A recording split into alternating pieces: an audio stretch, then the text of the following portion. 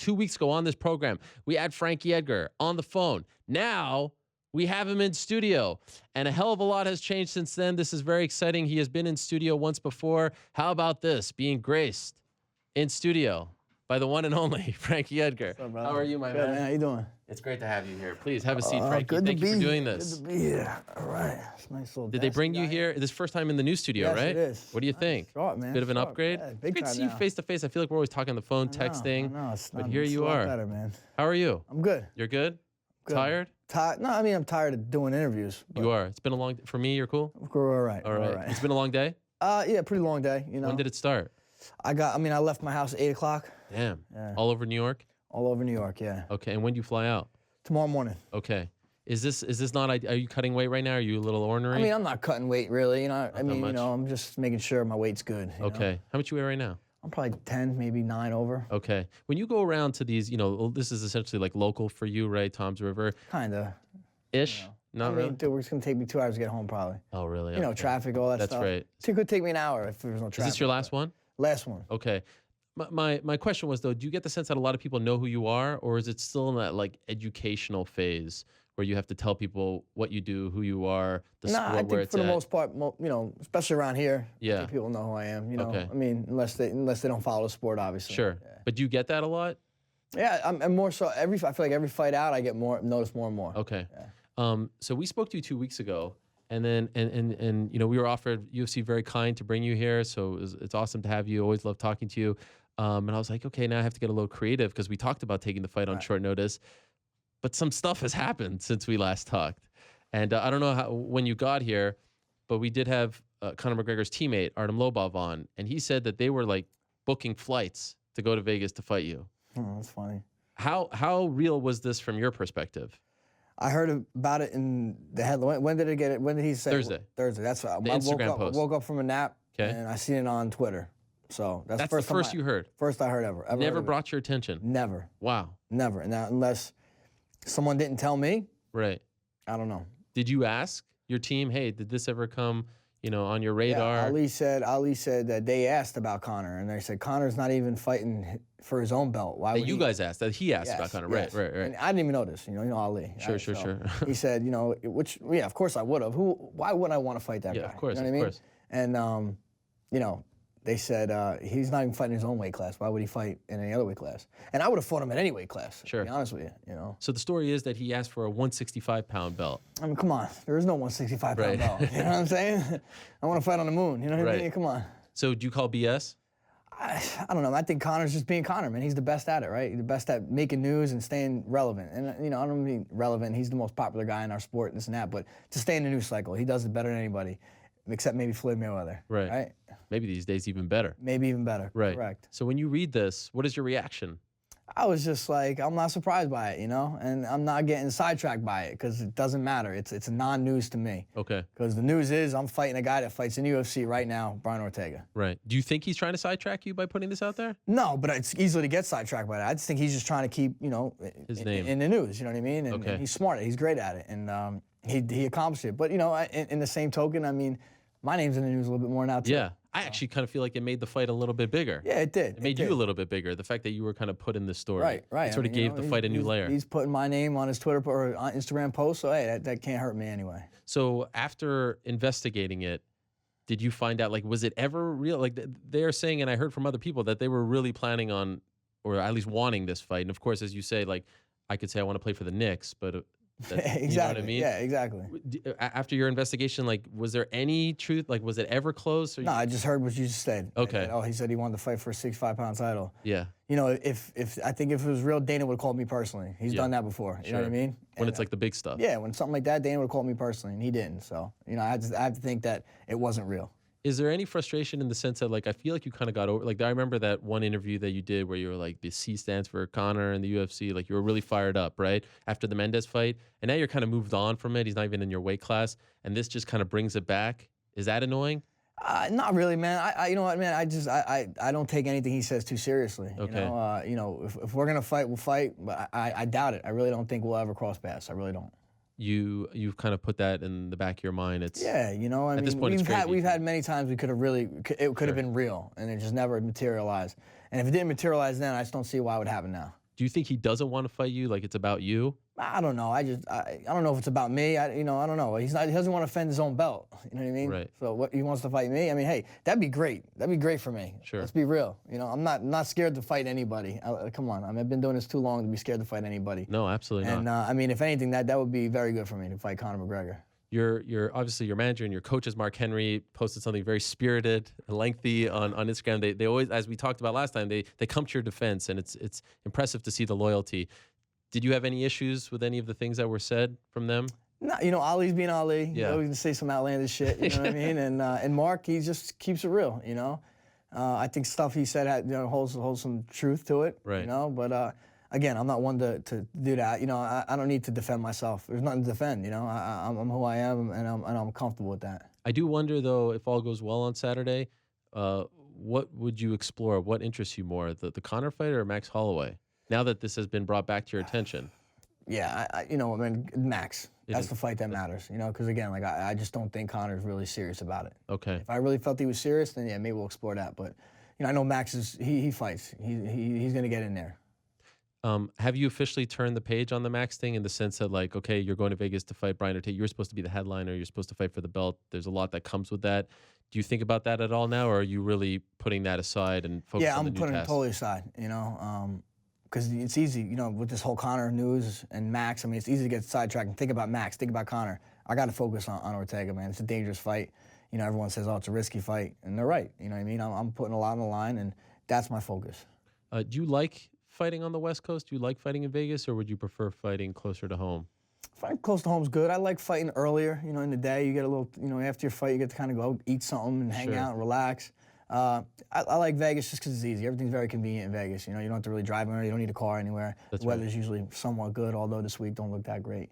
Oh, really? Yeah, I mean, I was looking at all winter, it's like 70, 65, 70, and now it's like 55. I'm like, really? Yeah. Damn, that's a bummer. But when you fight home, because you're so popular, and I feel like you have such like a loyal team surrounding you, is it almost, you haven't had many opportunities to fight on the East Coast, but you did have the MSG show and a couple others.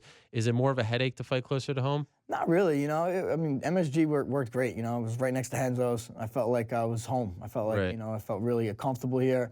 I drove here, I drove to the city. I mean, like I do all the time. That's crazy. It just felt comfortable. It's amazing. I was rewatching some old clips of yours because I kind of wanted to reminisce if we could, because I know everyone's talking about today, but I stumbled upon this video blog that you did prior to UFC 112. And you're going out to Abu Dhabi, and one of your children, so UFC 112 was 2010. Would that be your older son? My oldest one, yeah. So you only had one? I only had one at a time. So my wife was pregnant with my second, yeah. So you're teaching him how to walk? Yeah. That's crazy. Do you remember this? I do. He's wearing like a soccer jersey with no pants, and you're teaching him how to walk, and you go and pick up Chris Algieri and Mark Henry. Ligori. Chris Algieri's the boxer, of course. It's been a long day. And it's just amazing to watch, like, you had yet to become champion. You had yet to, like, really, like, you're fighting the legend. And it's just amazing to see, like, how young you were and, like, where you were. I don't think you're living in the same house. Your house seemed smaller then and all that. Do you ever look back at that stuff and reminisce and smell the roses, or are you so focused on today? Yeah, I'm focused on today. I think there will be a time where I definitely will look back. Yeah. I don't want to look back because I think I'd save that for the end, when I'm all said and done. You never, like, go in, like, the YouTube rabbit hole and look back at that stuff? Not on myself, maybe other people. Right. I don't really watch my fights, really. I'll come home, like, this weekend I'll fight, I'll go home, I'll watch it once, and I probably won't watch it again. Really? Yeah. Even if it's, like, an incredible performance? Yeah. Why? I'm just not that into it, You don't want to, like, learn? Let's move on. Really? I let my coaches watch and show me, like, clips of stuff I do good. Okay. I'm just not a big film guy. Even guys I'm fighting, I don't really watch film that much. I let them do it. Nothing. And tell me. Again, like, Mark makes me sit down and watch. He does. But you'd prefer not to? I probably have never watched the whole fight of anybody. Really? Yeah. Would you prefer not even to see a single clip? No, I think it's good to see a little bit here and there. You know what I Okay. mean? And again, I let them kind of show me what they want, but I don't like to focus on that stuff. Is there a reason for that? I just think when you start, you could almost build, like, I already put my opponents on a pedestal. You start seeing they do stuff really well, you're like, oh, so, you kind of, not psych myself out, but you don't want to build them up too much where you're worried about what they're doing and you kind of forget what you want to do. Okay. As far as, like, recognizing things and tendencies, is there value in watching? I think there is. There's some people that like that, and that's cool. I'm not knocking them. I think it's smart. It is smart to do that, and I just believe in my coaches that much that I know they see the tendencies, and they're going to see it even before I will. So after a win, you're only watching it once. Do you even watch losses? Yeah, I do. I You do. do? Yeah, but Like, again, once. just once? Once, You yeah. never harped on them? No. Have you ever just skipped the fight? I'm not watching this? One fight. Which one? The last Aldo fight. The last Aldo, 200. Yeah. Why? I've seen clips of it though, so I've kind of I probably watched it now, but by now In its entirety? in its entirety through clips and stuff. But yeah, it stung, man. That one stung a little bit. I felt like I really laid an egg that fight and show up, and that's something I feel like I do well, as I show up every time out, and that one I don't think I did. Do you have a theory as to why? No, not at all. I mean, no, hats off to him. He had a great game plan. I didn't adjust. I think that's what it is. Game time adjustments, like in-fight adjustments, I think I do better than most. And that one, I totally didn't. Do you feel like, do you believe in the theory that there's just some guys, like Mike Brown has Uriah Faber's number, like they can fight? Do you believe in that stuff? No, I don't. I thought our first fight, I mean, you could arguably say I won that one. Yeah, so, that's true. The second one, if anything, I usually get better in rematches and do better in rematches, and that one I did worse. So something's up. I don't know. Again, it could have been him. Could have been Aldo. I'm not one to say it wasn't him. I can tell you don't even like talking about it. Yeah, no, I mean, I like harping on the past and negative stuff, but yeah, Is that a dream scenario to get a third fight with him? Is that one that like still eats at you? I mean, yeah, if it worked out, yeah. If it didn't, I mean, I just gotta live with it. Mm-hmm.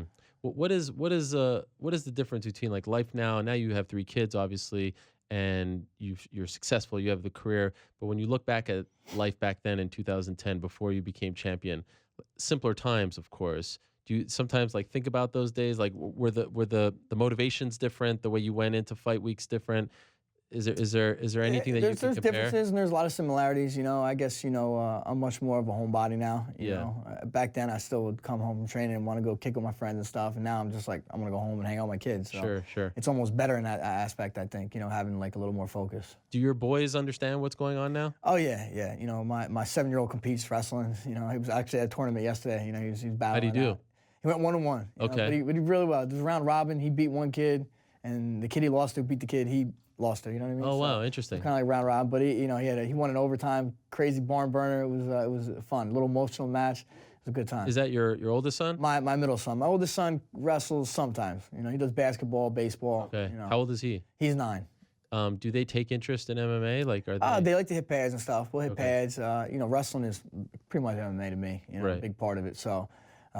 They did jiu-jitsu a little bit. I think, I want to focus on wrestling. I don't want to confuse them too much, but eventually we'll start doing jiu-jitsu. What if they just say don't want to wrestle? Oh, they don't have. My older one kind of didn't wrestle all year. Okay. You know what? Hey, You're you not have. upset?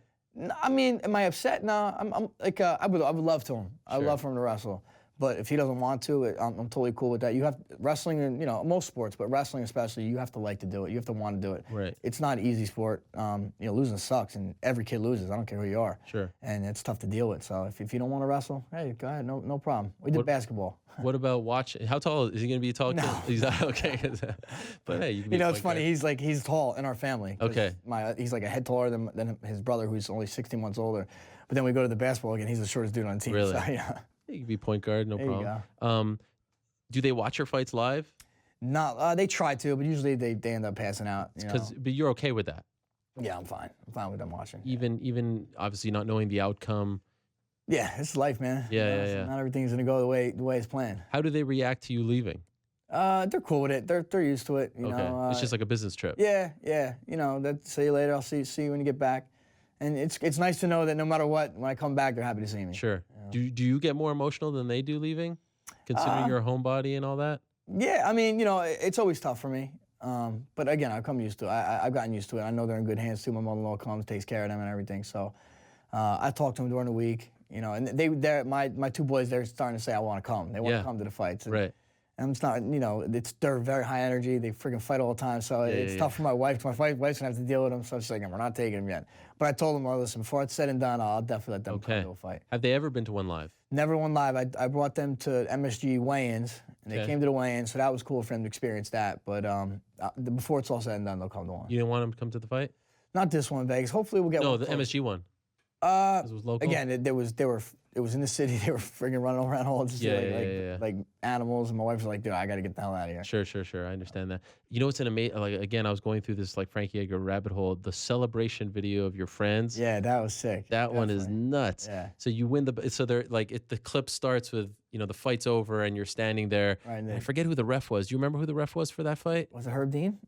UFC 112. 112. Was it Herb Dean? Or Was it might have been Herb Dean? Might have been Herb Dean. Man, I should have had the clip. And like they're all in this. Where are they? My buddy's condo. Okay, yeah, because it looks like a bit of a small place, and there must be like 50 people there. There was a bunch, yeah. It was during the day. During they the were day? all probably lit. You know what I Yeah. mean? So yeah. And so you know who that person is. Yeah, it's my best friend. Yeah. So, Wow. Yeah. And you know what's the best is that they say Buffer says 50 to 45, and they all think it's for BJ. So they're like, this is bullshit. Like they're all mad already, and knowing in hindsight, I'm like, guys, just chill out. And then they explode. Yeah, that was awesome. What is it like to watch that? I'm sure you've seen it, right? Yeah, I've seen it. Yeah, I probably haven't seen it in years. I'll be Yeah. honest with you, but yeah, that was awesome, man. It's Have that support. We support our own, man. We do. We really, It's really unbelievable. have that Jersey pride, and it's very cool to see. Did you? So you had a parade upon returning home, right? I did, yeah. Like a real parade? I mean, I got picked up from.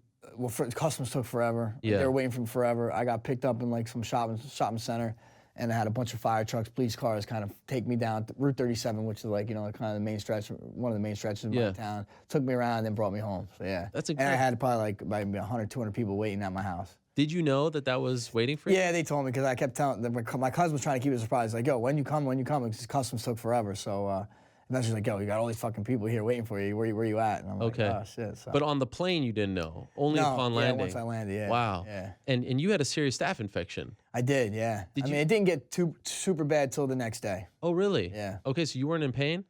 I mean, a little bit, yeah, I was. Were you in pain during the fight itself, or did No, it? I noticed it that day, I think. Where was it? My thigh. Your thigh. I noticed it that day, and luckily I really didn't feel remnants of staph. Like, sometimes you get drawn out and you get tired and stuff like that, but I didn't feel any of that. Luckily. And what happens the next day after the parade? I'm home, kicking it, my whole leg just blew up. Damn. So I think I went to the hospital. They cut it out. They had to cut it out, packed it. I went back home, and it just kept getting worse. And then I had to go back to the hospital, and I ended up staying, I got quarantined because it was MRSA Oh, man. for like 4 days, 3-4 days in the hospital. So like your 3-4 days home essentially as champion, Yeah, you spent it in the hospital. yeah. Damn. I had people come visit me and stuff. It probably was one of the more enjoyable hospital stays of your Yeah, life, it right? wasn't Because you're bad. still on a Wasn't high. bad. Yeah. I was on a high. I was on a painkiller high, too. Legit so, yeah, high. It worked out, yeah. So you couldn't even celebrate? I mean, you're right. I really couldn't. No, but eventually we did. Sure.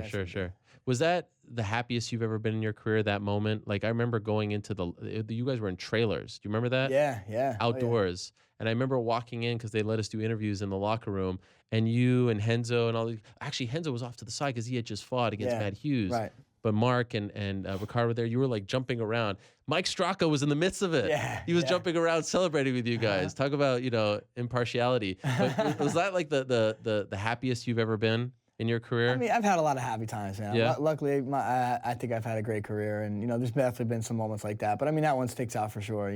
First time you win a title, especially in my amateur career in wrestling. I never got that title that I was always Right. seeking, and to finally be considered the best in the world, that was definitely special. And at that point, you had only been in MMA 4 years. Yeah, pretty much. Yeah, 4 years. Yeah. That's incredible. Yeah, Like, 2005, I think. So end of 2005, 2010. Yeah, about 4 or 5 years. Yeah. that must have exceeded your own expectations. Like, you probably didn't think that you would be. I mean, I didn't know. I never really put I got into the sport. I wasn't thinking titles, wasn't thinking that. I was just thinking, man, I want to fight, And then, when I got to UFC, I remember I had a buddy say, "Hey, man, I know you're excited to be in the UFC, but your goal should be to be a world champion." And then that's when the wheels started turning. Okay. I remember, I think the first time I ever saw you was the MTV True Life. yeah. I Want to Be a Fighter. Yeah. How did they even contact you for that? Through email, They just someone, reach out to you? hit me up, and. But why you of all people? I don't know. I mean, I guess I'm a mixed martial artist. They wanted someone in the UFC, some like amateur guy, and I think Kid Cope was the other guy, so he was kind of like mid-range that UFC, MMA guy. And he asked me my story, and I told him my story, this and that, and I said, I'm getting married 10 days after my fight. And that's when he was like, okay, yeah, you're the guy. Oh, they love that. Yeah. They love that. And that was the Gray Maynard fight. Yeah. Did you like having the cameras around you? That was the first time, I think that was my third fight in UFC, and that was the first time when cameras really on me, and that was tough for me. I wasn't used to it. Sure. I didn't like it, no. I don't know if it affected me or anything like that, but it definitely, I didn't like it. Now I'm so accustomed to it now, but that took some getting used to. Did you feel like it affected you at all going into the fight? Nah, not so much. I mean, What about the wedding? No, my wife, she did everything. Sure. I said, tell me when I show up. But considering that it was happening in 10 days, like you didn't want to get seriously injured, did you ever think of anything like that? I was hoping I had a black eye or something. You were hoping. You know what? Cooler for yeah, your good fighter. pictures. Yeah. Can't find that clip anywhere. I tried to find it. Have you seen it? The True Life? Yeah. I'm sure I have it somewhere. Someone gave it to you? Yeah. Were you in a sequel? Did they do like a They catch-up? did. They did a catch up. I think in 2013, 2014, something like that. So you had been champion and went through it all. Man, unbelievable. Like to go from that where you're, like essentially part of like this, I want to be a mixed martial artist to the career that you've had now. It's really incredible what you've accomplished. Yeah, I think if when I look back, I'm going to be proud of my accomplishments, and I work hard, so I think I deserve it, Yeah. The UFC 125 was nuts.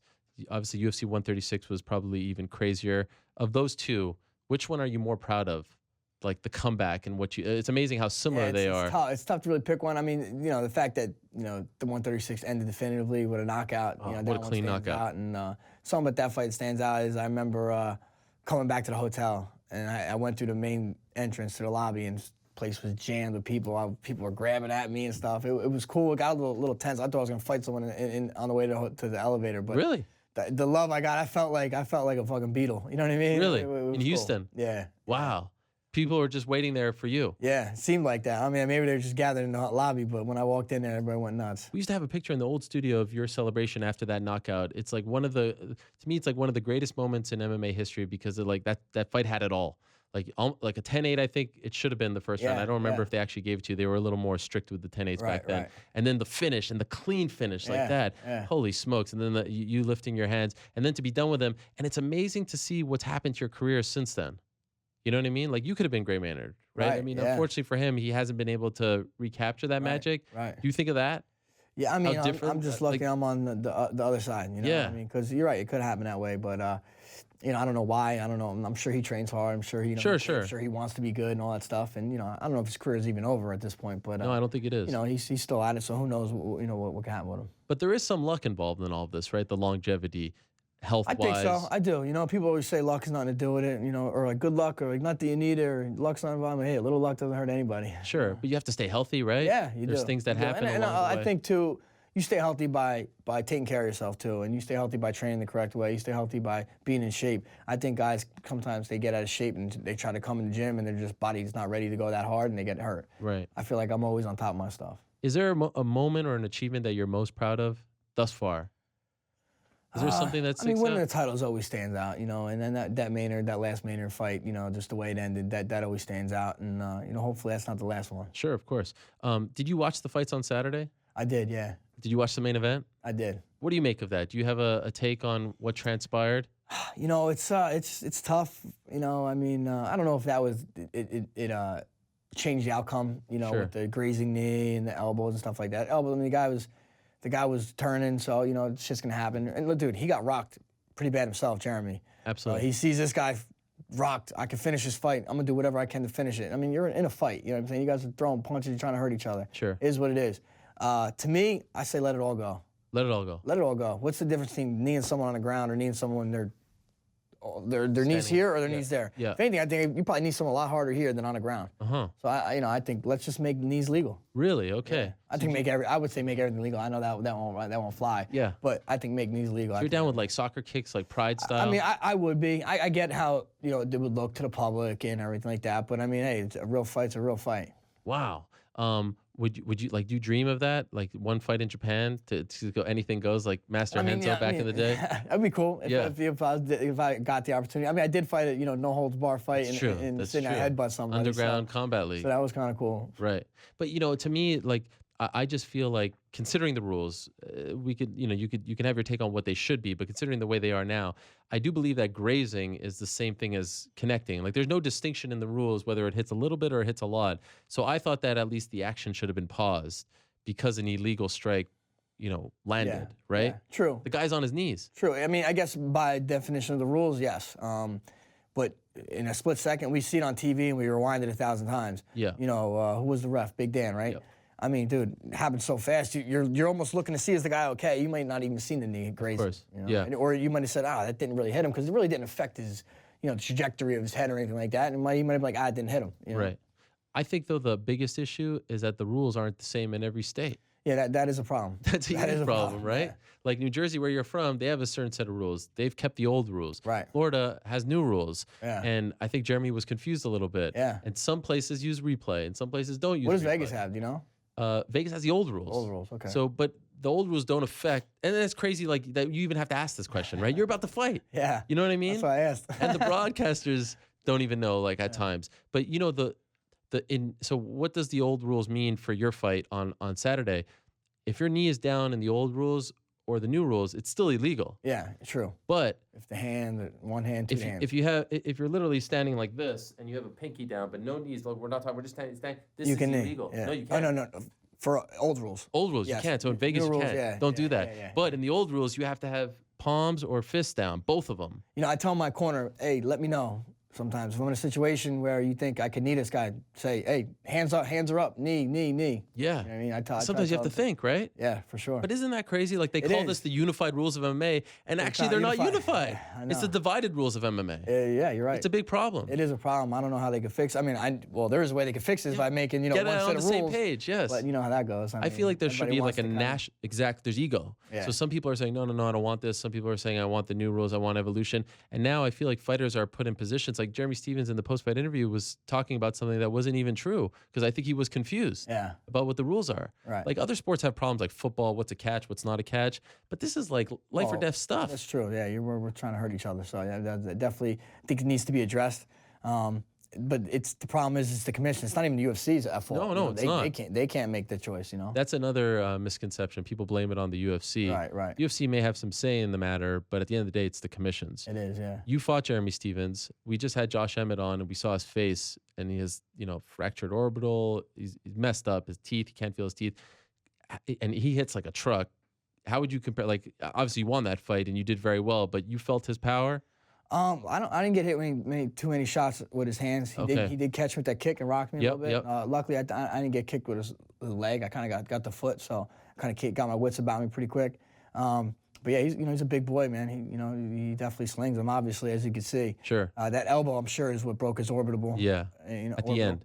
And that could happen to anybody, I guess. Hardest puncher you ever faced? Probably Gray.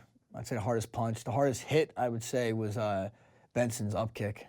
Oh, yeah. That was a heel to the face. That's right. And that one was rough, man. I bled for a month. You did? I had a nosebleed when I came home. I think because I blew my nose pretty hard. That's right. I was in the hospital for quite a bit. I had a bunch of procedures. My nose wouldn't stop bleeding for like a month. It just kept going. Kept going. Yeah, I got it packed. I got it cauterized. I had surgery. I had something where they went through an artery through here and then tried blocking it through here. Still kept bleeding. Eventually stopped, obviously. Wow, that was the first one, right? Yes. Yep. The one in Japan.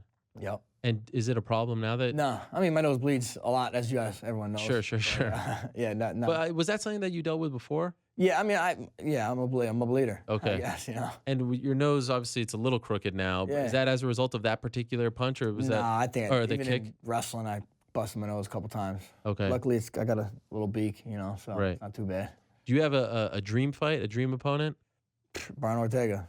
That's it. That's it right now. Yeah. You see Renzo's coming back? I know. What is that all about? Against Man. Valid? No. Yeah. I thought he's fighting Sakuraba.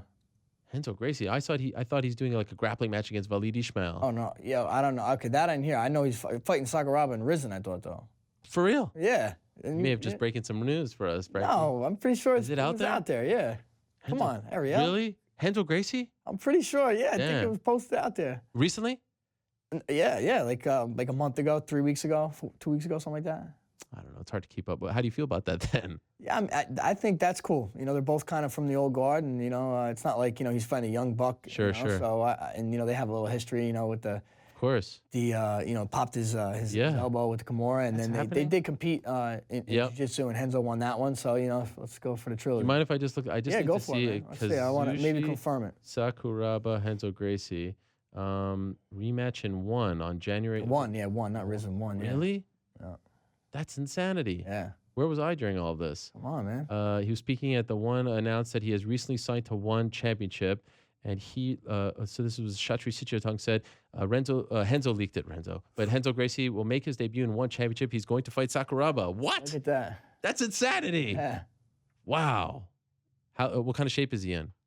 He's in good shape. Yeah. And Henzo is always training. He's always mixing it up. So yeah, we'll be ready to go. I'm a little bit concerned. No? For who? I don't know. I feel like there comes a time where we should stop. No? I mean, they're both warriors, man. Let them do their thing. Let 'em do their if anybody's with it, Henzo's with it still. He is? It's not like, well, you talk to him, Oh, no, I know, but I'm not doubting that. But I just feel like, your body, you get into your late 40s. But like I said, if he was fighting a young guy, maybe I'd be a little more worried. Sure, of But course. he's fighting a guy that's kind of on his level, has been through the ringer like himself, and these guys want to go at it. You know what? They should come up with a old timers league or something. Vitor Belfort is the one who keeps pushing that, like a Masters division. You're down with that? I mean, yeah, I guess it wouldn't be bad. It wouldn't be bad. If guys are willing to do it, let them do it. You know what we call the Masters division? Bellator. Bellator. Is embedded here? Yeah? No, is that embedded? They get that? Come on, guys. That was for you. That was for you. Well, yeah, it's not going to make it regardless. Yeah, right. Will you help him train for that? Or has he started training? Yeah, no, he's training. He travels a lot, so he's training where he's at. But yeah, we definitely. I'll help him train, of course. I'll do anything for Henzo, man. Henzo asks for anything. We're all there for him. Of course. All right. So to recap, it's this Saturday. It's at T-Mobile, and you get to exercise the demons, right? Yeah, that's true. Yeah, look at that. It's your first time back. First time back. Yeah. You didn't think of that? No. I'm sorry. That's all good. I'm not a superstitious guy or anything like Different that. hotel you're staying at this time, maybe? Different hotel. Okay. That's we're good. We're good. That's good. But I do like those stories when a guy comes back at the arena where maybe he had, some Yeah, I don't believe in none of that believe in stuff, that man. Every fight's different, I feel like that's why I wouldn't be a fighter, because I do believe in that stuff. Yeah, you wear the same underwear, all that stuff. There's just certain things, I'll leave it at that I keep the same, and I feel like you can't have those like mental idiosyncrasies when you're a fighter, I right? think that's kind of a sign of weakness somewhat, Damn, you're gonna go there, huh? Do you have any of those? None. Zero? None. No superstitions? None. Wow. I envy you. I really do. Who's cornering you for this fight? Same corner as always. Always? Mark Henry? Mark Henry. Almeida? Yep. Chris Ligori. That's it? Yep. What about when you fight for the belt? Do you bring a fourth ever? Yeah, I had Anderson Franca for a while. Okay. Dave Esposito was when I was fighting for when I was going to be fighting for Holloway. It was going to be Dave Esposito, who's one of my wrestling guys. Yeah. So what do you say to him now that you're not fighting for the belt? You just got to sit it out. But, Okay. I'll call you this summer. So he's not even coming?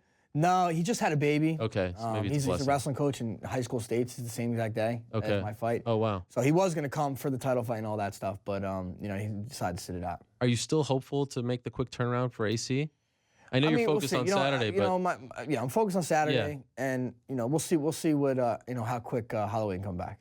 Okay, so it really depends on him. Right. You're not going to take another fight. We'll see, man. I don't know. Let's worry about Saturday. Sure. Fair. We're close. We're close enough to wait. Right? Is there a finish that comes to mind, like an outcome that keeps coming? Like do you see a certain path to victory here with this guy? I'm not one of those either. But I'm not one to call my finish. But I think I can finish this guy. I do. Okay. Well, what a performance it would be if you do. I mean, a huge win. The guy's undefeated, right, in the UFC. He's a stud, man. He's a stud. He's a future division, but I'm the present. That's right. You are the answer to his question. That's right, yeah. Frankie, I appreciate it. Thank you for making the trek. I know it's a little bit of a it's all good, man. Of a pain in the butt, but I appreciate you coming in anytime. And listen, 165 belt. Yeah, hey, we could do it. Like I said, on the moon. Yes. All the best to you, and we'll see you out there in Vegas. Safe travels down there. Thanks, man.